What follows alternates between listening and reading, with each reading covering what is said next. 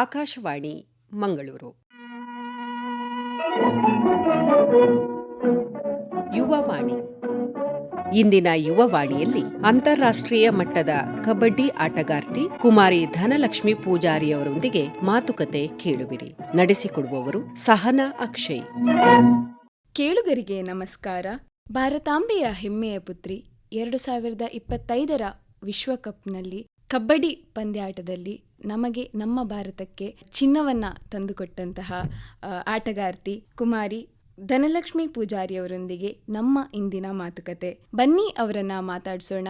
ನಮಸ್ತೆ ಮೇಡಮ್. ನಮಸ್ತೆ. ಅಂತಾರಾಷ್ಟ್ರೀಯ ಕಬಡ್ಡಿ ಆಟಗಾರ್ತಿಯ ದಿನ ಹೇಗೆ ಶುರುವಾಗುತ್ತೆ? ತಮ್ಮ ದಿನಚರಿ ಹೇಗಿರುತ್ತೆ?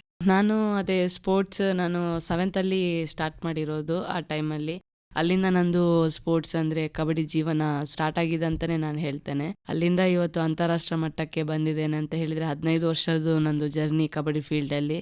ಸೊ ನಾನು ಹಾರ್ಡ್ ವರ್ಕ್ ಮಾಡಿ ಕಬಡ್ಡಿಯಲ್ಲಿ ಏನಾದರೂ ಒಂದು ಸಾಧನೆ ಮಾಡಬೇಕಂತಲೇ ನನ್ನ ಮೈಂಡ್ಸೆಟ್ ಇಟ್ಕೊಂಡಿದ್ದೆ ನಾನು, ಅಂದರೆ ಕಬಡ್ಡಿ ಫೀಲ್ಡಿಗೆ ಬಂದಮೇಲೆ. ಸೊ ಹಾರ್ಡ್ ವರ್ಕ್ ಮಾಡಿ ಇವತ್ತು ಸಕ್ಸಸ್ ಕಂಡಿದ್ದೇನೆ ಅಂತ ತಿಳ್ಕೊಂಡಿದ್ದೇನೆ. ತುಂಬ ಲೈಫಲ್ಲಿ ಅಪ್ ಆ್ಯಂಡ್ ಡೌನ್ಸ್ ಆಗಿದೆ ನಂದು, ಅಂದರೆ ಆದರೂ ನಾನು ಕ್ವಿಟ್ ಅಂತೂ ಮಾಡಲಿಲ್ಲ. ಏನಾದರೂ ಒಂದು ಸಾಧನೆ ಮಾಡಬೇಕು ಕಬಡ್ಡಿಯಲ್ಲಿ, ಏನಾದರೂ ನನಗೊಂದು ಆಗಬೇಕು ಅನ್ನುವ ಹಂಬಲ ಇತ್ತು ನನಗೆ. ಇವತ್ತು ಸಾಧಿಸಿದ್ದೇನಂತ ತುಂಬ ಖುಷಿ ಆಗ್ತಿದೆ, ಹೆಮ್ಮೆ ಕೂಡ ಇದೆ. ಇವತ್ತು ನನ್ನ ದೇಶಕ್ಕೆ, ನನ್ನ ರಾಜ್ಯಕ್ಕೆ ಇವತ್ತು ನಾನು ಚಿನ್ನದ ಪದಕ ತಗೊಂಡು ಬಂದಿದ್ದೇನೆ ಅನ್ನೋದು.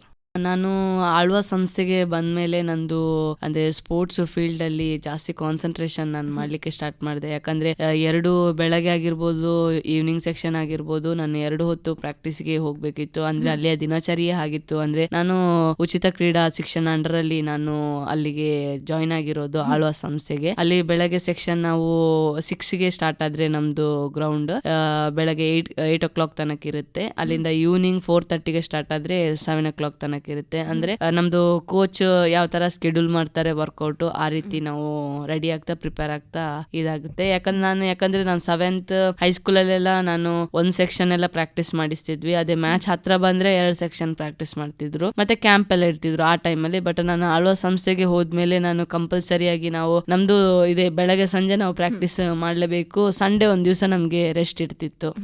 ಸೊ ಈಗಲೂ ತಮ್ಮ ದಿನಚರಿ ಹಾಗೆ ಇರುತ್ತೆ? ಹಾಗೆ ಇದೆ ನನ್ನ ದಿನಚರಿ. ಪ್ರಾಕ್ಟೀಸ್ ಆದ ಮತ್ತಿನ ತಮ್ಮ ಕೆಲಸಗಳು ಏನೇನಿರುತ್ತೆ? ನಾನು ಅಂದರೆ ಅಲ್ಲಿ ಆಳ್ವಾ ಸಂಸ್ಥೆಯಲ್ಲಿ ನಾನು ಜಾಯ್ನ್ ಆಗಿದ್ರಿಂದ ನಂದು ಪ್ರಾಕ್ಟೀಸ್ ಆದಮೇಲೆ ನಾನು ಫ್ರೆಶ್ ಅಪ್ ಎಲ್ಲ ಆಗಿ ಮತ್ತೆ ತಿಂಡಿ ಮಾಡ್ತಿದ್ದೆ. ಆಮೇಲೆ ರೆಡಿಯಾಗಿ ಕಾಲೇಜ್ ಹೋಗ್ತಿದ್ದೆ. ಕಾಲೇಜ್ ದಿನಗಳಲ್ಲಿ ಅಂದರೆ ಟಿಲ್ M.Com ತನಕ ನಾನು ಆ ಥರನೇ ರೂಟೈನ್ ಮಾಡ್ತಿದ್ದೆ. ಕಾಲೇಜಿಗೆ ಹೋಗ್ತಿದ್ವಿ, ಕಾಲೇಜಿಂದ ಮತ್ತೆ ಮಧ್ಯಾಹ್ನ ಬಂದು ಮತ್ತೆ ಊಟ. PUCಯಲ್ಲಿ ಆಫ್ಟರ್ನೂನ್ ವರೆಗೆ ಇತ್ತು ಅಲ್ಲಿ ನಮಗೆ. ಆಮೇಲೆ ಬಂದು ಊಟ ಮಾಡೋದು, ಮತ್ತೆ ರೆಸ್ಟ್ ಮಲಗ್ತಾ ಇದ್ದೆ, ಮತ್ತೆ ಎದ್ದು ಮತ್ತೆ ಗ್ರೌಂಡ್ ಅಂತಾನೆ ರೆಡಿ ಆಗ್ತಿದ್ದೆ. ಆಮೇಲೆ ಮತ್ತೆ ಗ್ರೌಂಡ್ ಆಗಿ ಬಂದು ಮತ್ತೆ ಫ್ರೆಶ್ ಅಪ್ ಆಗೋದು, ಮತ್ತೆ ಊಟ, ಮತ್ತೆ ಸ್ವಲ್ಪ ಒಂದು 1.5 hour ತನಕ ಸ್ಟಡಿ ಆರ್ ಅಂತ ಇರ್ತಿತ್ತು. ಸುಮ್ನೆ ಕೂರ್ಲೇಬೇಕು, ಬೇರೆ ಆಪ್ಷನ್ ಇರ್ತಿರ್ಲಿಲ್ಲ.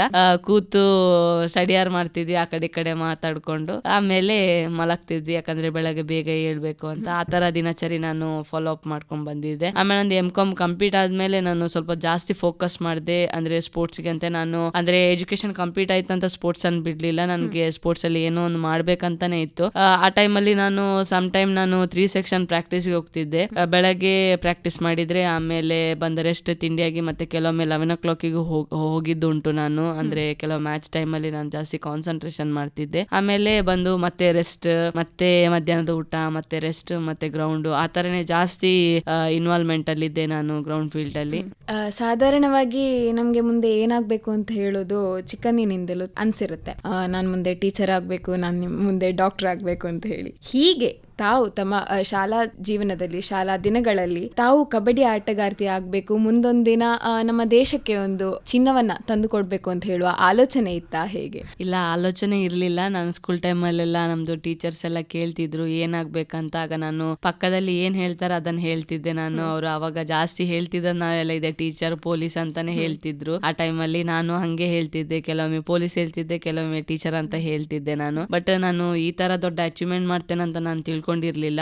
ಯಾಕಂದ್ರೆ ನಾನು ಅಂದ್ರೆ ನನ್ನ ಮನೆಯವ್ರಿಗೆ ಅಷ್ಟು ನಾಲೆಜ್ ಇಲ್ಲದ ಕಾರಣ ನನ್ನ ಅಪ್ಪ ಅಮ್ಮನಿಗೆ ಒಂದು ಆಸೆ ಇತ್ತು, ಅಂದ್ರೆ ನನ್ನ ಮಗಳಿಗೆ ಕಲಿಸ್ಬೇಕು, ಏನ್ ಆಗುತ್ತೆ ಅಷ್ಟರವರೆಗೆ ನನ್ನ ಕಲಿಸ್ಬೇಕು. ಅವ್ರು ಹೇಳ್ತಿದ್ರು ನಾವು ಕಲ್ತಿಲ್ಲ, ನನ್ನ ಮಕ್ಕಳಿಗೆ ಕಲಿಸ್ತೇನೆ ಅಂತ. ಸೊ ಕಲಿಬೇಕಂತ ಹೇಳ್ತಿದ್ರು. ಆ ಟೈಮಲ್ಲಿ ನಾನು 7th ಅಲ್ಲಿ ನಾನು ಸ್ಪೋರ್ಟ್ಸ್ ಅಂತ ಕಬಡ್ಡಿ ಟೀಮ್ ಮಾಡ್ತಾರ ಅಂತ ಹೇಳಿದಾಗ ನಾನು ಬೇಗ ಹೋಗಿದ್ದೆ, ನನಗೆ ಸ್ವಲ್ಪ ಸ್ಪೋರ್ಟ್ಸ್ ಅಲ್ಲಿ ಇಂಟ್ರೆಸ್ಟ್ ಇದ್ರಿಂದ. ಸೊ ಅಲ್ಲಿಂದ ಸ್ಟಾರ್ಟ್ ಆಗಿದ್ದು. ಆ ಟೈಮಲ್ಲೂ ನನಗೆ ಇರ್ಲಿಲ್ಲ, ಅಂದ್ರೆ ನಾನು ಕಬಡ್ಡಿಯಲ್ಲಿ ಅಚೀವ್ಮೆಂಟ್ ಮಾಡಬೇಕು, ದೇಶವನ್ನು ಪ್ರತಿನಿಧಿಸಬೇಕು ಅನ್ನೋದು. ಬಟ್ ಹೈಸ್ಕೂಲ್ ಹೋಗ್ತಾ ಹೈಸ್ಕೂಲ್ ಬಂದ್ಮೇಲೆ ಅಂದ್ರೆ ನಂದು ಗೇಮ್ ಆಗಿರ್ಬೋದು ಪ್ರತಿಯೊಬ್ರು ಹೇಳಲಿಕ್ಕೆ ಸ್ಟಾರ್ಟ್ ಮಾಡಿದ್ರು, ನೀನ್ ಒಂದ್ ದಿವಸ ಇಂಡಿಯಾ ಆಡ್ತೀಯ ಅಂತ. ಸೊ ಆವಾಗ್ಲೂ ಖುಷಿ ಆಗ್ತಿತ್ತು, ಆದ್ರೆ ಆ ತರ ಇರುತ್ತೆ, ಈ ತರ ಹೋಗ್ಬೇಕು ಅನ್ನೋದು ಅದರ ನಾಲೆಜ್ ನನಗೆ ಇರ್ಲಿಲ್ಲ. ಆಳ್ವಾ ಸಂಸ್ಥೆಗೆ ನಾನು ಯಾವಾಗ ಜಾಯಿನ್ ಆದೆ, ಅವಾಗ ಸೀನಿಯರ್ ಅವರೆಲ್ಲ ಒಂದು 2-3 ಸೌಮ್ಯಕ್ಕ ಅಂತ ಒಬ್ರು ಇದ್ರು ಪುತ್ತೂರಿನವರು, ಮತ್ತೆ ರಂಜಿತಕ್ಕ ಅವರೆಲ್ಲ ಇದ್ರು. ಅವರೆಲ್ಲ ಒಂದೊಂದು ಇಂಡಿಯಾ ಕ್ಯಾಂಪ್ ಅಟೆಂಡ್ ಮಾಡಿದ್ರು. ಸೊ ಇಂಡಿಯಾ ಕ್ಯಾಂಪ್ ಅಂತ ಹೇಳಿದಾಗ ಮತ್ತೆ ನನಗೆ ಖುಷಿ ಆಯ್ತು, ಈ ತರ ಎಲ್ಲ ಇರುತ್ತೆ ಇಂಡಿಯಾ ಕ್ಯಾಂಪ್ ಎಲ್ಲ ಅಂತ, ನಾನು ಹೋಗ್ಬೇಕು, ನನಗೂ ಸಿಗ್ಬೇಕು ಅಂತ. ಸೊ ಆ ಟೈಮ್ ನನಗೆ ಫಸ್ಟ್ PUC ಅಲ್ಲಿ ನನಗೆ ಅಲ್ಲಿ ಆಳ್ವಾ ಸಂಸ್ಥೆಗೆ ಹೋದ್ಮೇಲೆ ಫಸ್ಟ್ PUC ಅಲ್ಲಿ ನನಗೆ ಇಂಡಿಯಾ ಕ್ಯಾಂಪ್ ಸಿಕ್ಕಿತ್ತು. ಸೊ ಅಲ್ಲಿಂದ ನನ್ನ ಜರ್ನಿ ಆಗಿದ್ದು. ಅಲ್ಲಿ ಹೋದ್ಮೇಲೆ ನನಗೆ ಇಂಜುರಿ ಆಯ್ತು, ಇಲ್ಲಾಂದ್ರೆ ನಾನು ಅವತ್ತೇ ಇಂಡಿಯಾ ಆಡ್ತಿದ್ದೇನು.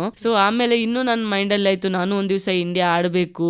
ಆ ಫಸ್ಟ್ ಕ್ಯಾಂಪ್ ಹೋದಾಗ ನನಗೆ ಅಷ್ಟೇನು ಇರ್ಲಿಲ್ಲ ಇಂಡಿಯಾ ಏನು ಎಂತ ಅಂತ. ಬಟ್ ಮಿಸ್ ಆದಾಗ್ಲೂ ನನಗೆ ಇಂಜುರಿಯಾಗಿ ಮಿಸ್ ಆದಾಗ್ಲೂ ಜಾಸ್ತಿ ಫೀಲ್ ಆಗಿಲ್ಲ. ಆಮೇಲೆ ಬಂದ್ಮೇಲೆ ಫೀಲ್ ಆಯ್ತು, ಇದೊಂದು ಚಾನ್ಸ್, ನಾನು ಆಡ್ತಿದ್ದೆ ಅಲ್ಲ. ಅಂದ್ರೆ ನಮ್ ಕರ್ನಾಟಕದಿಂದ ರಕ್ಷಿತ್ ಪೂಜಾರಿ ಅಂತ ಆಡಿದ. ಆ ಟೈಮಲ್ಲಿ ಅವನ ಬ್ಯಾನರ್ ನೋಡಿ, ಅವನ ಪೋಸ್ಟರ್ ನೋಡಿ, ಅವನಿಗೆ ಸನ್ಮಾನ ಪುರಸ್ಕಾರಗಳನ್ನೆಲ್ಲ ನೋಡಿ ಅವಾಗ ನನ್ಗೂ ಆಗಿತ್ತು, ಅಂದ್ರೆ ಮಿಸ್ ಆಯ್ತಲ್ಲ, ಈ ತರ ಎಲ್ಲ ಆಗುತ್ತೆ ಅಂತ ನನಗೆ ಗೊತ್ತಿರ್ಲಿಲ್ಲ. ಬಟ್ ಒಂದ್ ದಿವಸ ನಾನು ಆಡ್ಬೇಕು, ನಾನು ತಕೋಬೇಕು ಅನ್ನೋದು ಒಂದು ತುಂಬಾ ಆಸೆಯಲ್ಲಿದ್ದೆ. ಅಲ್ಲಿಂದ ನನಗೆ ಸ್ಟಾರ್ಟ್ ಆಗಿರೋದು, ನಾನು ದೇಶವನ್ನ ಪ್ರತಿನಿಧಿಸಬೇಕು, ದೇಶಕ್ಕೋಸ್ಕರ ನಾನು ಏನಾದ್ರೂ ಒಂದು ಮಾಡಬೇಕು ಕಬಡ್ಡಿಯಲ್ಲಿ ಅನ್ನೋದು. ಸೊ ಅಲ್ಲಿಂದ ನಂದು ಅಂದ್ರೆ ಆ ಮೈಂಡ್ ಸೆಟ್ ಗೆ ಇಂಟರ್ನ್ಯಾಷನಲ್ ಲೆವೆಲ್ಗೆ ಸ್ಟಾರ್ಟ್ ಆಗಿರೋದು. ಅಂದ್ರೆ ದೇಶದ ಕಲರ್ಸ್ ಅನ್ನು ನಾನು ಹಾಕಿ ದೇಶದ ಧ್ವಜವನ್ನ ಮೇಲೆ ತಕೊಂಡು ಹೋಗ್ಬೇಕು ಅನ್ನೋದು. ಖಂಡಿತ ತಾವೀಗಾಗ್ಲೇ ಹೇಳಿದ್ರೆ, ಹೀಗೆ ನಾನು ಈ ಶಿಕ್ಷಣ ಸಂಸ್ಥೆಗೆ ಹೋದ ಮತ್ತೆ ಈ ನ್ಯಾಷನಲ್ ಕ್ಯಾಂಪ್ ಅನ್ನ ನೋಡಿ ಹಾಗೆ ನಾನು ಇನ್ಸ್ಪಿರೇಷನ್ ತಗೊಂಡೆ ಅಂತ ಹೇಳಿ. ಇದು ಈ ನ್ಯಾಷನಲ್ ಕ್ಯಾಂಪ್ ಅಂತ ಹೇಳೋದು ಏನು? ಈ ಕ್ಯಾಂಪ್ ಅಲ್ಲಿ ಏನ್ ನಡೆಯುತ್ತೆ?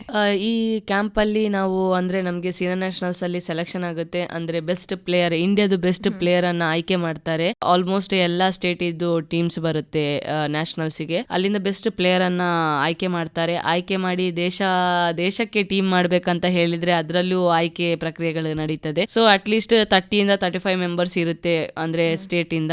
ಕ್ಯಾಂಪ್ ನಡೀತಾರೆ. ಪ್ರಿಪರೇಷನ್ ಅವ್ರದ್ದು ನಮ್ಗೆ ಫಿಸಿಕಲ್ ಟೆಸ್ಟ್ ಆಗಿರ್ಬೋದು, ಪ್ರತಿಯೊಂದು ರೀತಿಯಲ್ಲಿ ನಮ್ಗೆ ಟೆಸ್ಟ್ ಗಳಲ್ಲಿ ನಡೀತದೆ. ಸೊ ಅದನ್ನೆಲ್ಲ ನೋಡ್ಕೊಂಡು ದೇಶಕ್ಕೆ ಯಾರು ಫಿಟ್ ಆಗಿರ್ತಾರೆ, ಯಾರು ಅರ್ಹರಿರ್ತಾರೆ ಅವರನ್ನ ಚಾಯ್ಸ್ ಮಾಡ್ತಾರೆ. ಟ್ರಯಲ್ಸ್ ಎಲ್ಲ ಇರುತ್ತೆ ಅಲ್ಲಿ.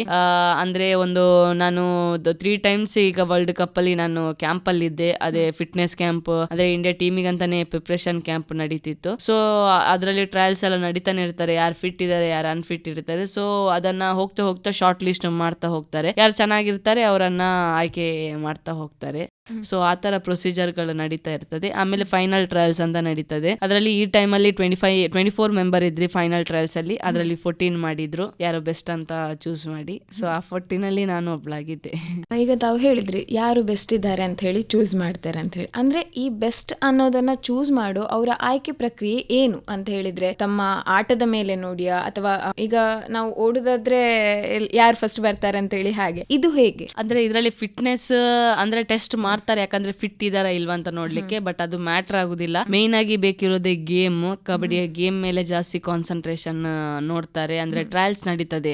ಅಂದ್ರೆ ನಮ್ದು ಫೆಡರೇಷನ್ ಅವರೆಲ್ಲ ಬರ್ತಾರೆ ಗೇಮ್ ನೋಡ್ಲಿಕ್ಕೆ, ಮತ್ತೆ ಕೋಚಸ್ ಅವ್ರು ಇವರನ್ನೆಲ್ಲ ಕರ್ಸಿ ಒಂದಿನ ಟ್ರಯಲ್ಸ್ ಮಾಡಿಸ್ತಾರೆ. ಸೊ ಮೇನ್ ಆಗಿ ಫೋಕಸ್ ಮಾಡೋದು ಇವಳ ಗೇಮ್ ಹೇಗಿದೆ ಅನ್ನೋದೇ ಫೋಕಸ್ ಮಾಡ್ತಾರೆ. ಸೊ ಅದನ್ನ ಟ್ರಯಲ್ಸ್ ಮಾಡಿ ಅದರಿಂದ ಆಯ್ಕೆ ಮಾಡ್ತಾರೆ. ಫಿಟ್ನೆಸ್ ಯಾಕೆ ಮಾಡ್ತಾರೆ ಅಂತ ಹೇಳಿದ್ರೆ, ಒಂದು ಇಂಟರ್ನ್ಯಾಷನಲ್ ಆಡ್ಬೇಕಂದ್ರೆ ನಾವು ಫಿಟ್ ಇರ್ಬೇಕು. ಅನ್ಫಿಟ್ ಪರ್ಸನ್ ಅನ್ನ ನಾವು ಅಂದ್ರೆ ಅವರು ಕ್ಯಾರಿ ಮಾಡೋದಿಲ್ಲ. ಅದಕ್ಕೆ ಫಿಟ್ನೆಸ್ ಅನ್ನ ಮೇಂಟೈನ್ ಮಾಡಿ ರೆಡಿ ಮಾಡಿ ಆಮೇಲೆ ಇದು ನಮ್ದು ಟ್ರಯಲ್ಸ್ ಅನ್ನ ಇಡ್ತಾರೆ. ಫಿಟ್ನೆಸ್ ಅಂತ ತಾವು ಹೇಳಿದ್ರೆ, ಹೀಗೆ ಇರುವಾಗ ಖಂಡಿತ ಬೇಕಾದ್ದನ್ನು ಬೇಡದ್ದನ್ನೆಲ್ಲ ತಿಂದುಕೊಂಡು ನಮಗೆ ಖಂಡಿತ ಇರ್ಲಿಕ್ಕೆ ಆಗುದಿಲ್ಲ. ಹೀಗಿರುವಾಗ ತಮ್ಮ ಒಂದು ಡಯಟ್ ಹೇಗಿರುತ್ತೆ? ಡಯಟ್ ಅಂದ್ರೆ ನಾನು ಸ್ಟಾರ್ಟಿಂಗ್ ಸಣ್ಣದಲ್ಲೇ ಇರುವಾಗ ತಿಂತ ಇದ್ದೆ. ಬಟ್ ಒಂದು ಟೈಮ್ ಅಲ್ಲಿ ನಮ್ದು ಸೀನಿಯರ್ಸ್ ಒಬ್ರು ಹೇಳಿದ್ರು, ಸ್ಪೋರ್ಟ್ಸ್ ಅವರೆಲ್ಲ ಈ ತರ ಎಲ್ಲ ತಿನ್ಬಾರ್ದು ಅಂತ. ಸೊ ಆ ಟೈಮಲ್ಲಿ ನಾನು ಬಿಟ್ಟಿದ್ದೆ ಅದನ್ನ. ಅಂದ್ರೆ ಸ್ಪೋರ್ಟ್ಸ್ಗೋಸ್ಕರ ಏನಾದ್ರು ಅದೆಲ್ಲ ನನಗೆ ಇದೆಲ್ಲ ಮ್ಯಾಟ್ರೇ ಆಗುದಿಲ್ಲ ಅಂತ ಹೇಳಿ. ಬಟ್ ನಾನು ನಾನ್ ವೆಜ್ ತುಂಬಾ ತಿಂತೇನೆ, ಚಿಕನ್ ಎಲ್ಲ. ಅವಾಗ ಹೇಳ್ತೆ ಚಿಕನ್ ಎಲ್ಲ ತಿಂದ್ರೆ ಒಳ್ಳೇದಂತ ಅಂತ. ಚಿಕನ್ ಎಲ್ಲ ಜಾಸ್ತಿ ಅಂದ್ರೆ ಚಿಕನ್ ಎಲ್ಲ ಇಷ್ಟ ನಂಗೆ, ಅದಕ್ಕೆ ನಾನು ನಾನ್ ವೆಜ್ ಜಾಸ್ತಿ ತಿಂತೇನೆ. ಮತ್ತೆ ಡ್ರೈ ಫ್ರೂಟ್ಸ್ ಮತ್ತೆ ವೆಜಿಟೇಬಲ್ ಆಗಿರ್ಬೋದು, ಫ್ರೂಟ್ಸ್ ಆಗಿರ್ಬೋದು, ಮತ್ತೆ ಒಂದು ಟೈಮಲ್ಲೆಲ್ಲ ನಾನು ಅಂದ್ರೆ ಕಾಳುಗಳನ್ನೆಲ್ಲ ಮೇಂಟೈನ್ ಮಾಡ್ತಿದ್ದೆ. ಅಂದ್ರೆ ಡ್ರೈ ಫ್ರೂಟ್ಸ್ ಅನ್ನೆಲ್ಲ ನೀರಿಗೆಲ್ಲ ಹಾಕಿ ಅಂದ್ರೆ ಸ್ಪೋರ್ಟ್ಸ್ ಅಂತಾನೆ ನಾನು ಡಯಟ್ ಅಂತಾನೆ ನಾನು ರೆಡಿ ಮಾಡ್ತಿದ್ದೆ. ಜಾಸ್ತಿ ಅದೇ ಡ್ರೈ ಫ್ರೂಟ್ಸ್ ಅದಕ್ಕೆ ಫೋಕಸ್ ಮಾಡಿ, ಮತ್ತೆ ಫುಡ್ ಅಲ್ಲಿ ನಾನು ಅದೇ ಚಿಕನ್ ನಾನ್ ವೆಜ್ ಸ್ವಲ್ಪ ಜಾಸ್ತಿ ತಿಂತಾ ಇದ್ದೆ. ಓಕೆ, ಈಗ ಈ ನ್ಯಾಷನಲ್ ಕ್ಯಾಂಪನ್ನು ಅಟೆಂಡ್ ಮಾಡಿದ್ರಿ. ಈಗ ನೋಡೋದಾದ್ರೆ 2025ರಲ್ಲಿ ವರ್ಲ್ಡ್ ಕಪ್ ಅನ್ನು ಗೆದ್ರಿ. ಹೀಗಿರ್ಬೇಕಿದ್ರೆ ತಾವು ತಮ್ಮ ಜೂನಿಯರ್ಸ್ಗೆ ಅಥವಾ ಈಗಿನ ಯುವ ಜನತೆಗೆ ನಾನು ಆಡಬೇಕು ಅಂತ ಹೇಳಿ ಆದರೆ ಯಾವ ರೀತಿಯ ಟಿಪ್ಸ್ ಅನ್ನು ಅವ್ರಿಗೆ ಕೊಡ್ತೀರಿ? ನಾನು ಹೇಗೆ ಇಲ್ಲಿ ಆಡಬಹುದು, ನಾನು ಹೇಗೆ ಸೆಲೆಕ್ಟ್ ಆಗಬಹುದು ಅಂತ ಹೇಳಿ. ನಾನು ಎಲ್ಲರಿಗೆ ಹೇಳ್ಕೊಂಡೇ ಬಂದಿರೋದು ಇಷ್ಟೇ, ಹಾರ್ಡ್ ವರ್ಕ್ ಮಾಡಿದ್ರೆ ಖಂಡಿತವಾಗ್ಲೂ ಒಂದು ದಿವಸ ಸಕ್ಸಸ್ ಕಾಣ್ತೀರಾ ಅಂತ. ಒಂದು ವರ್ಷದಲ್ಲಿ ನನಗೆ ಅದು ಸಿಗ್ಲಿಲ್ಲ ಅಂತ ಹೇಳಿದ್ರೆ ನಾನು ಉದಾಹರಣೆ ನನ್ನನ್ನೇ ಹೇಳ್ತೇನೆ. ಯಾಕಂದ್ರೆ ನನಗೆ 2016 ನಾನು ಇಂಡಿಯಾ ಕ್ಯಾಂಪ್ ಸೆಲೆಕ್ಷನ್ ಆಗಿ ಹೋಗಿದ್ದೆ. ಆ ಟೈಮಲ್ಲಿ ಇಂಜುರಿ ಆಗಿ ನಾನು ವಾಪಸ್ ಬಂದೆ. ಸೊ ಅವತ್ತೇ ನಾನು ಕಬಡ್ಡಿ ಬಿಟ್ಟಿದ್ರೆ ಖಂಡಿತವಾಗ್ಲೂ ಇವತ್ತು ಈ ದೇಶವನ್ನ ಪ್ರತಿನಿಧಿಸ್ತಿರ್ಲಿಲ್ಲ. ಸೊ ತುಂಬಾ ಅಪ್ ಅಂಡ್ ಡೌನ್ಸ್ ಆಗುತ್ತೆ ಲೈಫ್ ಅಲ್ಲಿ. ಅದು ಸಿಗ್ಲಿಲ್ಲ ಒಮ್ಮೆಲೆ ಸಿಗ್ಬೇಕಂದ್ರೆ ಅದು ಆಗುದಿಲ್ಲ. ಅದ್ರ ಹಿಂದೆ ನಮ್ಗೆ ಹಾರ್ಡ್ ವರ್ಕ್ ಇರ್ಲೇಬೇಕು. ಸಮ್ ಟೈಮ್ ಹೇಳ್ತಾರೆ ಲಕ್ಕು ಬೇಕು ಅನ್ನೋದು. ಸೊ ಡೆಫಿನೆಟ್ಲಿ ಲಕ್ಕು ಬೇಕು. ಅದ್ರ ಜೊತೆ ಹಾರ್ಡ್ ವರ್ಕ್ ಇದ್ರೆ ಮಾತ್ರ ಸಿಗುತ್ತೆ. ಯಾಕಂದ್ರೆ ನಾವು ಹೋಗುವ ರೀತಿ ಆಗಿರ್ಬೋದು, ಹಾರ್ಡ್ ವರ್ಕ್ ಮಾತ್ರ ಹೇಳೋದಿಲ್ಲ, ನಾವು ಕೊಡುವ ಕಬಡ್ಡಿಗೆ ಡೆಡಿಕೇಶನ್ ಆಗಿರ್ಬೋದು, ನಾವಿರುವ ಡಿಸಿಪ್ಲಿನ್ ಆಗಿರ್ಬೋದು, ಅದೆಲ್ಲ ಮ್ಯಾಟರ್ ಆಗುತ್ತೆ. ಇವಾಗ ಒಂದು ಕ್ರೀಡೆಯಲ್ಲಿ ನಾವು ಮೇಲೆ ಹೋಗ್ಬೇಕಾದ್ರೆ ನಮ್ಗೆ ಒಂದು ಕೋಚ್ ಅನ್ನೋ ಅಗತ್ಯ ಇರ್ತದೆ. ಯಾಕಂದ್ರೆ ಕೋಚ್ ಇಲ್ಲದೆ ಒಂದು ಕ್ರೀಡಾಪಟು ಮೇಲೆ ಹೋಗ್ಲಿಕ್ಕೆ ಸಾಧ್ಯನೇ ಇಲ್ಲ. ಸೊ ಅವ್ರಿಗೆ ನಾವು ಕೊಡುವಂತ ರೆಸ್ಪೆಕ್ಟ್ ಆಗಿರ್ಬೋದು, ಅವ್ರು ಏನ್ ನಮ್ಗೆ ಹೇಳಿಕೊಡ್ತಾರೆ ಅದನ್ನ ಕಲಿಯುವ ರೀತಿ ಆಗಿರ್ಬೋದು, ಸೊ ಅದೆಲ್ಲ ನಾವು ಫಾಲೋ ಅಪ್ ಮಾಡ್ಕೊಂಡು ಹೋಗ್ಬೇಕು. ಯಾಕಂದ್ರೆ ಒಂದೇ ನಾನು ಇವತ್ತು ಹಾರ್ಡ್ ವರ್ಕ್ ಮಾಡ್ಕೊಂಡು ನಾನು ಅನ್ಡಿಸಿಪ್ಲೈನ್ ಆಗಿದ್ರೆ ನಾನು ಅಚೀವ್ ಮಾಡ್ಲಿಕ್ಕೆ ಸಾಧ್ಯನೇ ಇಲ್ಲ. ಸೊ ನಾನು ಸ್ಪೋರ್ಟ್ಸ್ ಗೆ ಅಚೀವ್ ಮಾಡ್ಬೇಕಂದ್ರೆ ಪ್ರತಿಯೊಂದು ರೀತಿಯಲ್ಲಿ ಡೆಡಿಕೇಶನ್ ಆಗಿರ್ಬೇಕು, discipline plus hard work plus ನಾವು ಹೋಗುವ ರೂಟ್ ಆಗಿರ್ಬೋದು, ಪ್ರತಿಯೊಂದು ರೀತಿಯಲ್ಲಿ ಕರೆಕ್ಟ್ ಇದ್ರೆ ಖಂಡಿತವಾಗ್ಲೂ 100% ದೇವರು ಖಂಡಿತವಾಗ್ಲೂ ನಮ್ಗೆ ಆಶೀರ್ವಾದ ಮಾಡಿ ನಾವು ಡೆಫಿನೆಟ್ಲಿ ಸಾಧಿಸಬಹುದು. ಅದೇ, ಈಗ ಕಬಡ್ಡಿ ಒಂದು ತಂಡದ ಆಟ.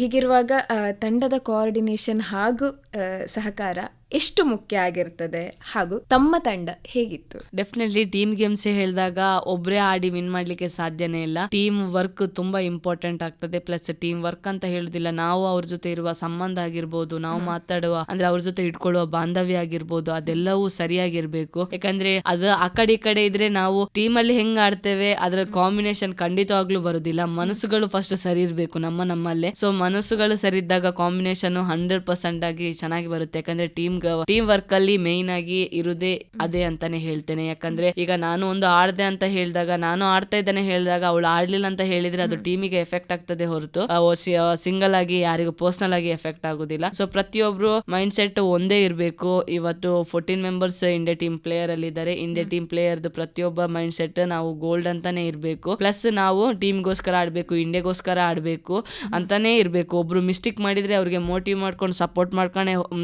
ಮಾಡ್ತಾನೆ ಹೋಗ್ಬೇಕೆ ಹೊರತು ಡಿಮೋಟಿವೇಟ್ ಮಾಡಿದ್ರೆ ಸೊ ಅಲ್ಲಿ ಸಹ ಮಿಸ್ಅಂಡರ್ಸ್ಟ್ಯಾಂಡಿಂಗ್ ಗಳು ಕ್ರಿಯೇಟ್ ಆಗ್ತದೆ. ಸೊ ಒಬ್ರಿಗೊಬ್ರಿಗೆ ಸ್ಟ್ಯಾಂಡ್ ಆಗಿ ಒಬ್ರೊಬ್ರಿಗೆ ಸಪೋರ್ಟ್ ಮಾಡ್ಕೊಂಡು ಇದ್ರೆ 100% ಟೀಮು ಇವತ್ತು ನಮ್ ಟೀಮ್ ಗೋಲ್ಡ್ ಬರ್ಲಿಕ್ಕೇನೆ ಅದೇ ರೀಸನ್ ಅಂತಾನೆ ಹೇಳ್ತೇನೆ. ನಾವು ಇದ್ದ ರೀತಿ ಆಗಿರ್ಬೋದು, ನಾವು ಒಟ್ಟಿಗಿದ್ದ ಅವರು ನಮ್ಗೆ ಕೊಟ್ಟಿರುವ ಮೋಟಿವೇಶನ್ ಆಗಿರ್ಬೋದು, ಸೀನಿಯರ್ಸ್ ಅವ್ರು ನಮ್ಗೆ ನಿಂತ ಸಪೋರ್ಟ್ ಆಗಿರ್ಬೋದು, ನಾವು ಮಿಸ್ಟೇಕ್ ಮಾಡಿದಾಗ ನಮ್ಮನ್ನು ಹಿಡಿದು ಕರೆಕ್ಟ್ ಮಾಡುವ ರೀತಿ ಇರ್ಬೋದು. ಸೊ ಅದೆಲ್ಲ ತುಂಬಾ ಒಳ್ಳೆ ರೀತಿಯಲ್ಲಿತ್ತು ನಮ್ಮ ಟೀಮ್ ಅಲ್ಲಿ. ಸೊ ಆ ಒಳ್ಳೆ ರೀತಿಗೆ ಇವತ್ತು ನಮ್ಗೆ ದೇಶಕ್ಕೆ ಇಂಡಿಯಾ ಇದು ಗೋಲ್ಡ್ ಪದಕ ಇವತ್ತು ನಮ್ಗೆ ಬಂದಿದೆ.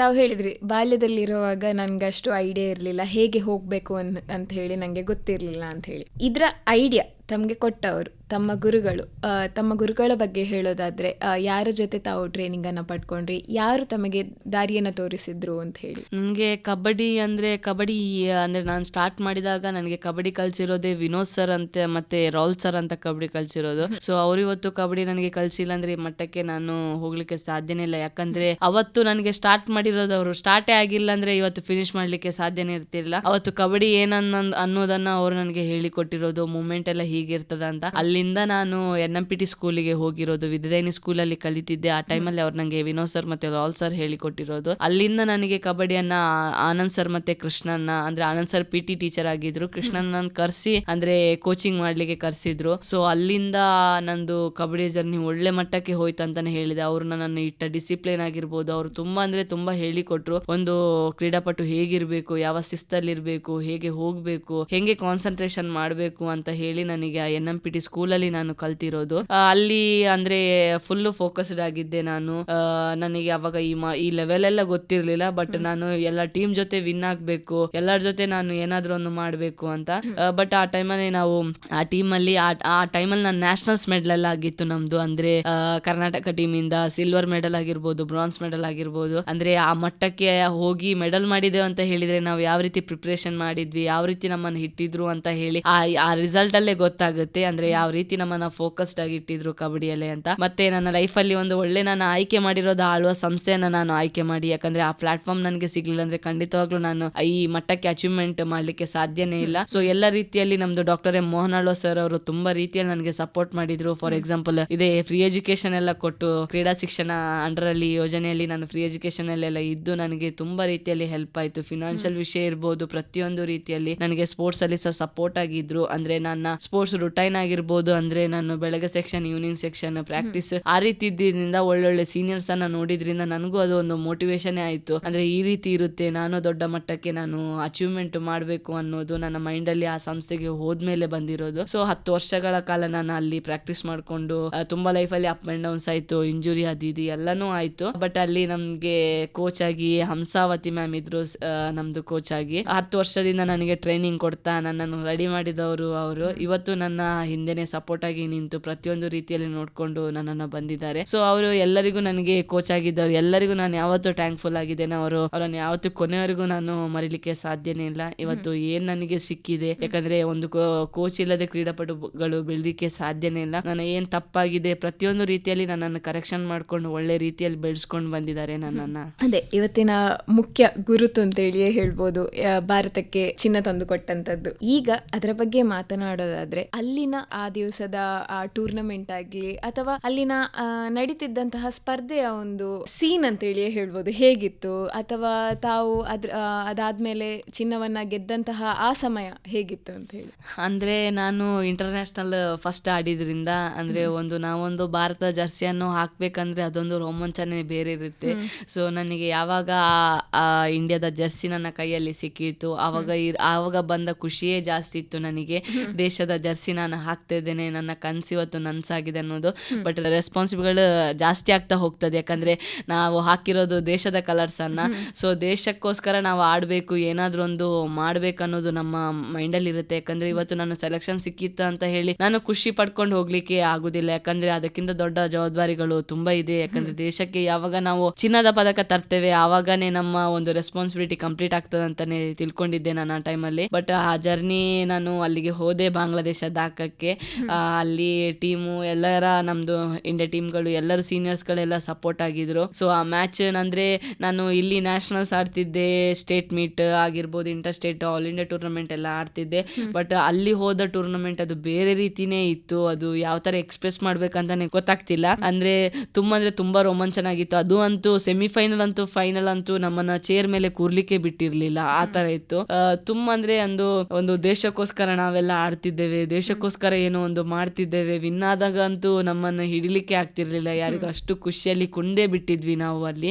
ಮತ್ತೆ ನಾನು 4 ಮ್ಯಾಚ್ ಆಡಿದೆ. ಆ ಟೈಮಲ್ಲಿ ನನ್ನ ಮೈಂಡ್ ಅಲ್ಲಿ ಒಂದೇ ಇದ್ದದ್ದು, ನಾನು ಪ್ರತಿಯೊಂದು ಪಾಯಿಂಟ್ ಗಳನ್ನ ಮಾಡ್ತಿದ್ದೇನೆ ಅಂತ ಹೇಳಿದ್ರೆ ಅದು ನನ್ನ ದೇಶಕ್ಕೋಸ್ಕರ ನಾನು ಮಾಡ್ತಾ ಇದ್ದೇನೆ, ದೇಶಕ್ಕೋಸ್ಕರ ನಾನು ಆಡ್ಬೇಕು. ಬಟ್ ನಾನು ಕೊನೆವರೆಗೂ ನನ್ನ ಮೈಂಡ್ ಸೆಟ್ ಒಂದೇ ಆಗಿತ್ತು. ಎಂತ ಸಿಚುವೇಶನ್ ನಾನು ಬಂದ್ರು ನಾನು ದೇಶಕ್ಕೋಸ್ಕರ ಆಡ್ಲಿಕ್ಕೆ ರೆಡಿ ಇದ್ದೇನೆ, ಏನ್ ಬೇಕಿದ್ರು ನಾನು ಮಾಡ್ಲಿಕ್ಕೆ ರೆಡಿ ಇದ್ದೇನೆ ಅಂತಾನೆ ನಾನು ಹೊರಗೆ ನಾನು ಕೂತಿದ್ದೆ. ಎಂತ ಸಿಚುವೇಶನ್ ಬಂದು ಎಲ್ಲರೂ ಅಲ್ಲಿ ಹೊರಗಿದ್ದವರು ಅವರ ಮೈಂಡ್ ಸೆಟ್ ಎಲ್ಲ ಸೇಮ್ ಆಗಿತ್ತು. ಎಂತ ಸಿಚುವೇಶನ್ ಬಂದು ನಾವು ಹೊರಗೆ ಕೂತವ್ರು 7 ಜನ ರೆಡಿ ಇರುವ, ನಾವು ಆಡುವ ದೇಶಕ್ಕೋಸ್ಕರ ಏನಾದ್ರೂ ಒಂದು ಮಾಡ್ಲೇಬೇಕು, ಈ ಸಲ ದೇಶಕ್ಕೆ ನಾವು ಮೆಡಲ್ ತಕೊಂಡು ಹೋಗ್ಲೇಬೇಕು ಅನ್ನೋದು ಎಲ್ಲರ ಮೈಂಡ್ ಅಲ್ಲಿ ಇತ್ತು. ಸೊ ಆ ಮೈಂಡ್ ಸೆಟ್ ಇದ್ದಿದ್ರಿಂದ ಒಂದು ರೀತಿಯಲ್ಲಿ ಅಚೀವ್ಮೆಂಟ್ ಮಾಡಿದ್ವಿ.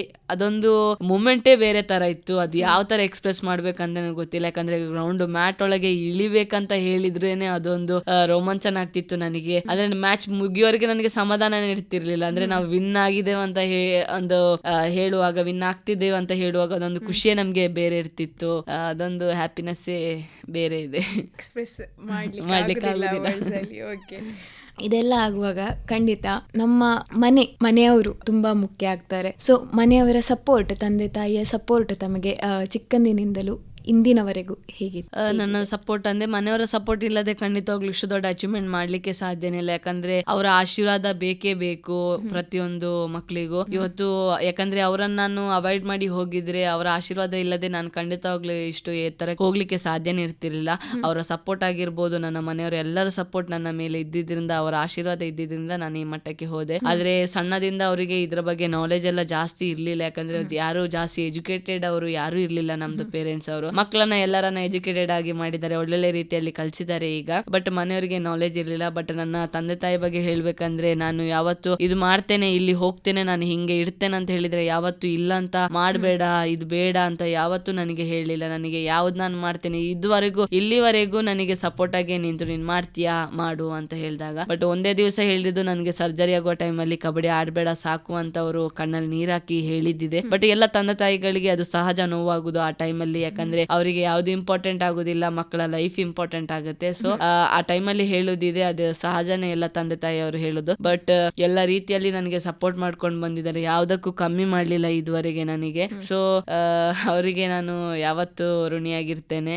ಇನ್ನು ಮುಂದೆನೂ ನನಗೆ ಸಪೋರ್ಟ್ ಆಗಿರ್ತಾರೆ. ಅವತ್ತು ನಾನು ಅವರನ್ನ ನನ್ನಿಂದ ಹತ್ತಿದ್ರು, ಇವತ್ತು ನನ್ನಿಂದ ತುಂಬಾ ಖುಷಿ ಪಟ್ಟಿದ್ದಾರೆ ಅನ್ನೋದೊಂದು ತುಂಬಾ ಅಂದ್ರೆ ತುಂಬಾ ಖುಷಿ ನನ್ನಲ್ಲಿದೆ. ಸೊ ಅದು ಖುಷಿ ಅವರಲ್ಲಿ ಹಾಗೆ ಇರ್ಬೇಕು ಅಂತ ಬಯಸ್ತೇನೆ ನಾನು. ಈಗ ಸರ್ಜರಿ ಅಂತ ಹೇಳಿದ್ರಿ, ಖಂಡಿತ ನಾವು ಜೀವನದಲ್ಲಿ ಕೆಳಗೆ ಬಿದ್ವಿ ಅಂತ ಹೇಳಿ ಆದ್ರೆ, ನಮ್ಗೊಂದು ಏಟಾಯ್ತು ಅಂತ ಹೇಳಿ ಆದ್ರೆ ಅದರಿಂದ ತುಂಬಾ ಕುಗ್ಗಿ ಹೋಗ್ತೇವೆ. ತಾವು ತಮ್ಮ ಸರ್ಜರಿಯ ಬಗ್ಗೆ ಹೇಳೋದಾದ್ರೆ, ಆ ಟೈಮಲ್ಲಿ ಆ ದಿನದಲ್ಲಿ ತಾವು ತಮ್ಮನ್ನ ಹೇಗೆ ಮುಂದಿನ ಒಂದು ವಿಷಯಕ್ಕೆ ಪ್ರಿಪೇರ್ ಮಾಡ್ಕೊಳ್ತಿದ್ರಿ? ಅಂದ್ರೆ ತಾವು ಕುಗ್ಗಿ ಹೋಗಿದ್ರಾ ಹೇಗೆ? ಇದು ಖಂಡಿತ ನಮ್ಮ ಯುವಜನತೆಗೆ ಬೇಕಾಗಿರುವ ವಿಷಯ. ಅಂದ್ರೆ ನಾವು ಅದರಿಂದ ಹೇಗೆ ಹೊರಬರ್ಬೇಕು, ಹಾಗೆ ಮುಂದೆ ಜೀವನವನ್ನ ಹೇಗೆ ಫೇಸ್ ಮಾಡ್ಬೇಕು ಅಂತ ಹೇಳಿ. ನನ್ನ ಮೈಂಡ್ ಸೆಟ್ ಅಲ್ಲಿ ಇದ್ದದ್ದು ಒಂದೇ, ಲೈಫ್ ಇರೋದು ಒಂದೇ.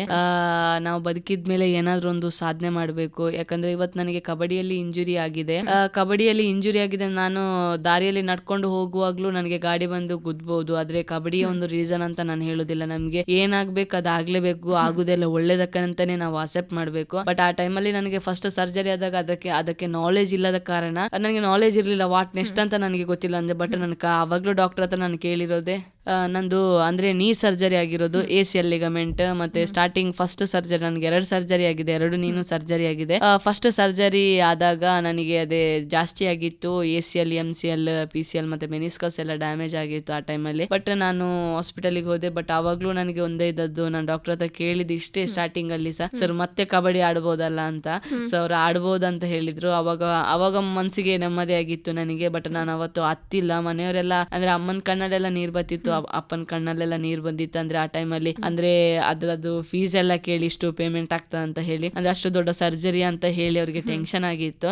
ಬಟ್ ನಂಗೆ ಪ್ರಶಾಂತ್ ಮೋಹನ್ ಡಾಕ್ಟರ್, ಅಥರ್ವ ಹಾಸ್ಪಿಟಲ್ ಸುರತ್ಕಲ್ದು ಡಾಕ್ಟರ್ ನನಗೆ ಸರ್ಜರಿ ಮಾಡಿರೋದು. ಅವರು ನನಗೆ ಯಾವ ರೀತಿ ಮೋಟಿವೇಟ್ ಹೇಳಿದ್ರೆ ಅಂದ್ರೆ, ಅದೇ ರೊನಾಲ್ಡೋ ಇವರು ಸಚಿನ್ ತೆಂಡೂಲ್ಕರ್ 2-3 ಸರ್ಜರಿ ಆಗಿರುತ್ತೆ, ಅವರು ಇವಾಗ್ಲೂ ಒಳ್ಳೆ ರೀತಿಯಲ್ಲಿ ಆಡ್ತಾ ಇದ್ದಾರಲ್ಲ, ನೀನು ಖಂಡಿತವಾಗ್ಲೂ ನೀನು ಆಡ್ತೀಯ ಒಳ್ಳೆ ರೀತಿಯಲ್ಲಿ. ನಾನು ಮತ್ತೆ ಕೇಳ್ದೆ, ಸರ್ ಪರ್ಫಾರ್ಮೆನ್ಸ್ ಹೇಗೆ ಬರುತ್ತೆ, ಪರ್ಫಾರ್ಮೆನ್ಸ್ ಮುಂಚೆ ತರಾನೇ ಬರುತ್ತಲ್ಲ ಸರ್ ಅಂತ ಕೇಳ್ದೆ. ಅವಾಗ ಹೇಳು, ಪರ್ಫಾರ್ಮೆನ್ಸ್ ಮುಂಚೆ ತರಾನು ಬರುತ್ತೆ, ಒಳ್ಳೆ ರೀತಿಯಲ್ಲೇ ಆಗುತ್ತೆ. ಬಟ್ ನೀನ್ ಅದನ್ನ ಫಾಲೋ ಅಪ್ ಮಾಡ್ಕೊಂಡು ನೀನ್ ಹಾರ್ಡ್ ವರ್ಕ್ ಮಾಡ್ಕೊಂಡು ಹೋಗ್ಬೇಕು, ನಾನು ಹೇಳ್ತೇನೆ, ನಾನು ಇದ್ದೇನಂತಾನೆ ಹೇಳಿದ್ರು. ಬಟ್ ಅದೇ ನನ್ಗೆ ನೋವೆಲ್ಲ ಆಗ್ತಿತ್ತು ತುಂಬಾ. ಬಟ್ ಆ ಟೈಮಲ್ಲಿ ನಾನು ನನ್ನ ಫ್ರೆಂಡ್ಸ್ ಅವ್ರ ಹತ್ರ ಎಲ್ಲ ನಾನು ಶೇರ್ ಮಾಡ್ಕೊಂಡಿರೋದು. ಆ ಟೈಮಲ್ಲಿ ನನಗೆ ಅವರೆಲ್ಲ ಸಪೋರ್ಟ್ ಆಗಿ ನಿಂತಿದ್ರು. ನನ್ನ ಕೋಚ್ ಆಗಿರ್ಬೋದು, ನನ್ನ ಫ್ರೆಂಡ್ಸ್, ನನ್ನ ಜೂನಿಯರ್ ಸೀನಿಯರ್ಸ್, ಮನೆಯವರು ಎಲ್ಲರೂ ಸಪೋರ್ಟ್ ಆಗಿ ನಿಂತಿದ್ರು. ಏನಾಗುದಿಲ್ಲ, ನಾವೆಲ್ಲ ಇದ್ದೇವೆ ಅಂತ ಹೇಳಿ. ಸೊ ಆ ದಿನಗಳನ್ನೆಲ್ಲ ನೆನ್ಪು ಮಾಡಿದ್ರೆ, ಅವರು ಅವತ್ತು ನಿಂತವರೆಲ್ಲ ಇವಾಗ್ಲೂ ನನ್ನ ಜೊತೆ ನಿಂತಿದ್ದಾರೆ. ಇವತ್ತು ನಾನು ಇಂಡಿಯಾ ಆಡಿದ್ದೇನೆ ಹೇಳಿದ್ರೆ ಅವರು ಇಂಡಿಯಾ ಆಡಿದಷ್ಟು ಖುಷಿ ಪಡ್ತಾ ಇದ್ದಾರೆ, ಅವರು ಅಷ್ಟು ಖುಷಿ ಪಡ್ತಿದ್ದಾರೆ. ಸೊ ಅದನ್ನೆಲ್ಲ ನೋಡುವಾಗ ನನಗೆ ತುಂಬಾ ಖುಷಿ ಆಯ್ತು. ನಾನು ಅಂದ್ರೆ ಲೈಫ್ ಇರೋದು ಒಂದೇ, ಇಂಜುರಿಗಳು ಆಗ್ತಾ ಹೋಗ್ತದೆ ಇರೋದೇ. ಬಟ್ ಲೈಫಲ್ಲಿ ಏನಾದ್ರೂ ಒಂದು ಸಾಧನೆ ಮಾಡ್ಬೇಕು ಅನ್ನೋದೇ ಒಂದೇ ಇದ್ದದ್ದು ನನಗೆ. ಮತ್ತೆ ನನ್ನಿಂದ ಒಂದು 10 ಜನ 100 ಜನ ನನ್ನ ಬಗ್ಗೆ ಮಾತಾಡ್ಬೇಕು ಅನ್ನೋದೊಂದು ಆಸೆ ಇತ್ತು ನನಗೆ. ಇವತ್ತು ಅದು ಕಂಪ್ಲೀಟ್ ಆಗಿದೆ ಅಂತ ಒಂದು ತುಂಬಾ ಅಂದ್ರೆ ತುಂಬಾ ಖುಷಿ ಇದೆ. ನನ್ನಿಂದ ಅವರೆಲ್ಲ ಖುಷಿ ಪಡ್ತಿದ್ದಾರೆ ಅನ್ನೋದು ಒಂದು ತುಂಬಾ ಖುಷಿ ಇದೆ ನನಗೆ. ಈಗ ಇಷ್ಟು ಹೊತ್ತಿಂದ ತಾವು ಮಾತನಾಡೋದನ್ನ ಆಲಿಸ್ತಾ ಇದ್ರೆ ಖಂಡಿತ ನಮಗೆಲ್ಲ ಎಂತ ಅನ್ಸುತ್ತೆ ಅಂತ ಹೇಳಿದ್ರೆ, ತಾವು ಒಂದು ಪಾಸಿಟಿವ್ ವ್ಯಕ್ತಿ ಅನ್ನೋದು ಅನಿಸುತ್ತೆ. ಸೊ ಇವಾಗ ಒಂದು ಯುವಜನತೆಗೆ ತಾವು ಒಂದು ಸಂದೇಶ ಮೆಸೇಜ್ ಕೊಡ್ಬೇಕು ಅಂತ ಹೇಳಿದ್ರೆ, ಅಥವಾ ತಾವು ಒಂದು ಅವರನ್ನ ಗೈಡ್ ಮಾಡ್ಬೇಕು ಅಂತ ಹೇಳಿದ್ರೆ, ತಾವು ಏನ್ ಹೇಳೋದಕ್ಕೆ ಇಷ್ಟಪಡ್ತೀರಾ? ಲೈಫಲ್ಲಿ ತುಂಬ ಅಪ್ ಆ್ಯಂಡ್ ಡೌನ್ಸ್ ಆಗುತ್ತೆ, ತುಂಬ ಕಷ್ಟಗಳು ಬರುತ್ತೆ. ಯಾರ ಜೀವನದಲ್ಲಿ ಖುಷಿ ಅನ್ನೋದೇ ಕಂಟಿನ್ಯೂ ಆಗಿ ಇರುವುದಿಲ್ಲ, ಕಷ್ಟ ಎಲ್ಲರ ಜೀವನದಲ್ಲಿ ಇರುತ್ತೆ, ಅವರವರ ಜೀವನದಲ್ಲಿ ಒಂದೊಂದು ಕಷ್ಟಗಳಿರುತ್ತೆ. ಆ ಕಷ್ಟಕ್ಕೆ ಕುಗ್ಬೇಡಿ. ಪ್ರತಿಯೊಂದು ಕೆಲವು ರೀತಿಯಲ್ಲಿ ನಾನು ಕೇಳಿದ್ದೇನೆ ಸೂಸೈಡ್ ಮಾಡ್ತಾರಂತೆ ಅದು ಇದು ಅಂತ. ಸೊ ಯಾವ ರೀತಿಗೂ ಹೋಗ್ಬೇಡಿ, ಯಾಕಂದ್ರೆ ಬೇರೆ ಬೇರೆಗಳು ಜೀವನದಲ್ಲಿ ಆಪ್ಷನ್ಗಳು ಇರುತ್ತೆ. ಯಾಕಂದ್ರೆ ನಾವು ಮನ್ಸು ಮಾಡಿದ್ರೆ ಏನು ಬೇಕಿದ್ರು ಮಾಡ್ಬೋದು. ಖಂಡಿತವಾಗ್ಲೂ ಸಪೋರ್ಟ್ ಮಾಡುವವರು ಸಿಗ್ಬೋದು, ಸಪೋರ್ಟ್ ಮಾಡದವರು ಸಿಗ್ಬೋದು. ಬಟ್ ನಾವು ಮನ್ಸು ಮಾಡಿದ್ರೆ ಏನ್ ಬೇಕಿದ್ರು ಮಾಡ್ಬೋದು. ಯಾವ ರೀತಿಯಲ್ಲಿ ಕ್ವಿಟ್ ಮಾಡ್ಲಿಕ್ಕೆ ಹೋಗ್ಬೇಡಿ. ದೇವ್ರನ್ನ ನಂಬಿ ಖಂಡಿತವಾಗ್ಲೂ ದೇವ್ರು ಒಂದಲ್ಲ ಒಂದು ದಾರಿ ತೋರಿಸ್ತಾನೆ. ಜೀವನ ಇರುವುದು ಒಂದು, ಅದನ್ನು ಒಳ್ಳೆ ರೀತಿಯಲ್ಲಿ ಉಪಯೋಗಿಸ್ಬೇಕು. ಒಳ್ಳೆ ರೀತಿಯಲ್ಲಿ ನಮ್ಮಿಂದ ಆದ್ರೆ 10 ಜನರಿಗೆ ಒಳ್ಳೇದ್ ಮಾಡ್ಬೇಕು. ಆಗ್ಲಿಲ್ಲ ಅಂದ್ರೆ ಸುಮ್ನೆ ಕೂರ್ಬೇಕು. ನಮ್ ಜೀವನ ಏನಿದೆ ಅದನ್ನ ನೋಡ್ಕೊಂಡು ಹೋಗ್ಬೇಕು. ಬಟ್ ಇವತ್ತು ನಮ್ಮನ್ನು ಇಷ್ಟು ದೊಡ್ಡ ಮಾಡಿದ ಅಪ್ಪ ಅಮ್ಮನನ್ನ ಯಾವತ್ತೂ ನಾವು ಕೈ ಬಿಡಬಾರ್ದು. ಅವ್ರಿಗೆ ಯಾವತ್ತೂ ನಿಲ್ಬೇಕು. ಮತ್ತೆ ನಮ್ ಜೊತೆ ಯಾರೆಲ್ಲ ಇರ್ತಾರೆ, ಯಾರೆಲ್ಲ ಸಹಾಯ ಮಾಡಿರ್ತಾರೆ ನಮ್ ಜೊತೆ, ಅವರನ್ನೆಲ್ಲ ಯಾವತ್ತೂ ಮರಿಬಾರ್ದು. ಅದು ನೆನಪನ್ನು ಇಟ್ಕೊಂಡು ಅಟ್ಲೀಸ್ಟ್ ನಮ್ಗೆ ಅದು ರಿಟರ್ನ್ ಮಾಡ್ಲಿಕ್ಕೆ ಆಗ್ಲಿಲ್ಲ ಅಂದ್ರೂ ಅವ್ರ ಜೊತೆ ಇರುವ ಬಾಂಧವ್ಯ ಆಗಿರ್ಬೋದು, ಅವ್ರ ಜೊತೆ ನಾವು ಒಂದು ಬೆಳೆಸುವ ಸಂಬಂಧ ಆಗಿರ್ಬೋದು, ಅದು ಯಾವತ್ತೂ ಕೊನೆವರೆಗೆ ಇರಬೇಕು. ಸೊ ಹಾರ್ಡ್ ವರ್ಕ್ ಮಾಡಿ, ಏನಾದ್ರೂ ಒಂದು ಜೀವನದಲ್ಲಿ ಅಚೀವ್ಮೆಂಟ್ ಮಾಡಿ, ನಮ್ಮ ಮನೆಯವರಾಗಿರ್ಬೋದು, ನಮ್ಮ ಅಪ್ಪ ಅಮ್ಮ ಆಗಿರ್ಬೋದು ಖುಷಿ ಪಡ್ಬೇಕು ನಮ್ಮಿಂದ. ಅದಕ್ಕಿಂತ ನಮ್ದು ಸಾರ್ಥಕತೆ ಯಾವುದೂ ಇಲ್ಲ ನಮ್ಮ ಜೀವನದಲ್ಲಿ. ಅದೇ ಹುಟ್ಟಿದ ಮೇಲೆ ಏನಾದ್ರೂ ಒಂದು ಸಾಧನೆ ಮಾಡ್ಬೇಕು, ಒಂದು 10 ಜನ 100 ಜನ ಮಾತಾಡ್ಬೇಕು. ಅದು ತುಂಬಾ ಲೈಫಲ್ಲಿ ಇಂಪಾರ್ಟೆಂಟ್ ಆಗುತ್ತೆ. ಅಂದ್ರೆ ಆ ಕಷ್ಟ, ನಮ್ಮ ಜೀವನದಲ್ಲಿ ಇರುವ ಕಷ್ಟ ಆಗಿರ್ಬೋದು, ಅದೆಲ್ಲ ಮರ್ತೋಗುತ್ತೆ. ಅಂದ್ರೆ ನಮ್ಮ ಬಗ್ಗೆ 1 2 3 ಬಂದು ಮಾತಾಡಿದಾಗ, ಈ ಪರ್ಸನ್ ಒಳ್ಳೆ, ಈ ಪರ್ಸನ್ ಈ ರೀತಿ ಮಾಡಿದಾರ ಅಂತ ಹೇಳಿದಾಗ, ಅದು ನಮ್ಮ ಮನೆಯವ್ರಿಗೆ ಬಂದು ಹೇಳಿದ್ರೆ, ಯಾರಾದ್ರೂ ಒಂದು ನಿಮ್ಮ ಮಗ ಹಿಂಗೆ ಮಾಡಿದಾನೆ, ಎಷ್ಟು ಒಳ್ಳೆ ಪರ್ಸನ್ ಅಂತ ಅವರಿಗೆ ಖುಷಿ ಆಗುತ್ತೆ ಅದೆಲ್ಲ. ಸೊ ಆ ರೀತಿ ಬೆಳ್ಕೊಂಡು ಬನ್ನಿ. ಏನಾದ್ರೂ ಒಂದು ಜೀವನದಲ್ಲಿ ಅಚೀವ್ಮೆಂಟ್ ಮಾಡಿ, ಏನಾದ್ರೂ ಒಂದು ದೇಶಕ್ಕೆ, ನಮ್ಮ ರಾಜ್ಯಕ್ಕೆ ಏನಾದ್ರೂ ನಮ್ಮಿಂದ ಕೊಡುವಾಗೆ ಆಗ್ಲಿ ಅಂತ ಎಲ್ಲರಿಗೂ ನಾನು ಹೇಳ್ತೇನೆ. ಅದೇ ಇವಾಗ ತಾವು ಭಾರತಕ್ಕಾಗಿ ಆಡ್ಬೇಕು ಅಂತ ಹೇಳಿತ್ತು, ತಾವು ಚಿನ್ನವನ್ನ ತಂದ್ಕೊಡ್ಬೇಕು ಅಂತ ಹೇಳಿತ್ತು. ಇದೆರಡು ನನ್ಸಾಗಿದೆ. ಇವಾಗ ಇನ್ನು ಮುಂದೆ ತಮ್ಮ ಭವಿಷ್ಯದ ಯೋಜನೆ ಏನು? 2026ರಲ್ಲಿ ತಮ್ಮ ಮುಂದಿನ ಯೋಜನೆ ಏನು? ನಾನು ನಾಳೆ ಏನಾಗುತ್ತೆ ಅನ್ನೋದು ನಾನು ಮುಂದೆ ನನ್ನ ಇಮ್ಯಾಜಿನೇಷನ್ ನಾನು ಮಾಡೋದಿಲ್ಲ. ಪ್ರೆಸೆಂಟ್ ಏನಿದೆ ನಾನು ಅಕ್ಸೆಪ್ಟ್ ಮಾಡ್ಕೊಂಡು ಮೂವ್ ಆನ್ ಆಗ್ತೇನೆ. ಎಲ್ಲರೂ ಹೇಳ್ತಾರೆ ನನಗೆ ಕನ್ಸಿತ್ತು, ನಾನು ಗೋಲ್ ಇಟ್ಕೊಂಡಿದ್ದೆ, ಹಂಗೆಲ್ಲ ಹೇಳ್ತಾರೆ. ಬಟ್ ನಾಳೆ ನಾವು ಏನ್ ಆಗ್ತೇವೆ ಅನ್ನೋದು ಯಾರಿಗೂ ಗೊತ್ತಿಲ್ಲ. ಇದುವರೆಗೂ ನಾನು ದೇವರನ್ನ ನಂಬ್ಕೊಂಡ್ ಬಂದಿದ್ದೇನೆ. ಅವ್ರು ಏನ್ ಕೊಟ್ಟಿದ್ದಾರೆ ಅದನ್ನ ನಾನು ಅಕ್ಸೆಪ್ಟ್ ಮಾಡ್ಕೊಂಡು ಮೂವ್ ಆನ್ ಆಗಿದ್ದೇನೆ. ಇನ್ ಮುಂದೆನೂ ಅಷ್ಟೇ. ನನಗೆ ಮುಂದೆ ಏನಾಗುತ್ತೆ ಅನ್ನೋದು ಗೊತ್ತಿಲ್ಲ. ಬಟ್ ಒಂದು ಜಾಬ್ ಆಗ್ಬೇಕು ಅನ್ನೋದೊಂದು ಆಸೆ ಇದೆ. ಖಂಡಿತವಾಗ್ಲೂ ಇವತ್ತು ಈ ಮಟ್ಟಕ್ಕೆ ನಾನು ಹೋಗಿದ್ದೇನೆ ಅಂತ ಹೇಳಿದ್ರೆ, ಅದು ಆ ಲೆವೆಲ್ಗೂ ನಾನು ರೀಚ್ ಆಗ್ತೇನೆ ಅನ್ನೋದೊಂದು ನಂಬಿಕೆ ಇದೆ. ನಾನು ಅದಕ್ಕಂತಾನೆ ವರ್ಕ್ ಮಾಡ್ತೇನೆ. ಹಾರ್ಡ್ ವರ್ಕ್ ಅಂತೂ ಯಾವತ್ತೂ ಬಿಡುದಿಲ್ಲ. ಒಳ್ಳೆ ರೀತಿಯಲ್ಲಿ ನನಗೆ ಇನ್ನು 2026 ಬಂದಿದೆ. ಯಾಕಂದ್ರೆ ಖುಷಿಯಲ್ಲೇ ಹೋಗುತ್ತೆ ಅಂತ ನಾನು ಹೇಳುದಿಲ್ಲ ಅದು 26. ಯಾಕಂದ್ರೆ ಅಪ್ ಅಂಡ್ ಡೌನ್ಸ್ ಖಂಡಿತವಾಗ್ಲೂ ಆಗೇ ಆಗುತ್ತೆ. ಯಾಕಂದ್ರೆ ಎಲ್ಲರ ಲೈಫ್ ಹ್ಯಾಪಿ ಆಗಿರುತ್ತೆ ಅಂತಾನೆ ಹೇಳಲಿಕ್ಕೆ ಆಗುದಿಲ್ಲ. ಪ್ರತಿಯೊಂದನ್ನ ಅಕ್ಸೆಪ್ಟ್ ಮಾಡ್ಕೊಂಡು ಮೂವ್ ಆನ್ ಆಗ್ಬೇಕು. ಸೊ 2026 ಅಲ್ಲಿ ಯಾವ್ದು ಸಿಕ್ಕದೆ ನಾನು ಅದನ್ನು ಖುಷಿಯಿಂದಾನೇ ಸ್ವೀಕಾರ ಮಾಡ್ತೇನೆ. ಖುಷಿಯಲ್ಲೇ ನಾನು ಹೋಗ್ತೇನೆ. ಕಷ್ಟ ಆದ್ರೆ ನನಗೆ ಅದನ್ನ ನಾನು ಖಂಡಿತವಾಗ್ಲೂ ಅದನ್ನು ಒಳ್ಳೆ ರೀತಿಯಲ್ಲಿ ತಕೊಂಡು ಅದನ್ನ ಒಳ್ಳೆ ರೀತಿ ಕನ್ವರ್ಟ್ ಮಾಡ್ಲಿಕ್ಕೆ ನಾನು ನೋಡ್ತೇನೆ. ಖುಷಿಯನ್ನು ಎಲ್ಲರ ಜೊತೆನೆ ಹಂಚ್ಕೊಂಡು ಎಲ್ಲರ ಜೊತೆ ಖುಷಿಯಾಗಿ ಇರ್ತೇನಂತಾನೆ ನಾನು ಅದನ್ನ ಆ ರೀತಿಯಲ್ಲೇ ಮೂವ್ ಆನ್ ಆಗ್ಬೇಕಂತ ಇಟ್ಕೊಂಡಿದ್ದೇನೆ. ಖಂಡಿತವಾಗ್ಲೂ ಇಷ್ಟು ಹೊತ್ತಿನ ತಮ್ಮ ಮಾತುಗಳು ನಮ್ಮ ಯೋಜನೆಗೆ ಸ್ಫೂರ್ತಿದಾಯಕವಾಗಿರುತ್ತೆ ಅಂತ ಹೇಳಿ ನಾನು ಅನ್ಕೊಳ್ತೇನೆ. ಖಂಡಿತ ನನ್ಗಂತೂ ಹಾಗೆ ಇತ್ತು ಅಂತ ಹೇಳಿ ಹೇಳಬಹುದು. ಸೊ ಎಸ್, ಖಂಡಿತ ಇಷ್ಟು ಹೊತ್ತು ತಮ್ಮ ಅನುಭವಗಳನ್ನು ಚಿಕ್ಕದಾಗಿ ನಮ್ಮೆಲ್ಲರ ಜೊತೆ ಹಂಚ್ಕೊಂಡಿದ್ದೀರಾ ಧನಲಕ್ಷ್ಮಿ ಅವರೇ. ಮುಂದಿನ ತಮ್ಮ ಜೀವನ ಒಳ್ಳೆಯದಾಗಿರಲಿ, ತಾವು ಅನ್ಕೊಂಡಿದ್ದನ್ನು ಸಾಧಿಸುವಂತಾಗಲಿ, ತಮ್ಮ ಮುಂದಿನ ಭವಿಷ್ಯ ಉಜ್ವಲವಾಗಿರಲಿ ಅಂತ ಹೇಳಿ ಆಶಿಸ್ತಾ ಧನ್ಯವಾದಗಳು ತಮಗೆ.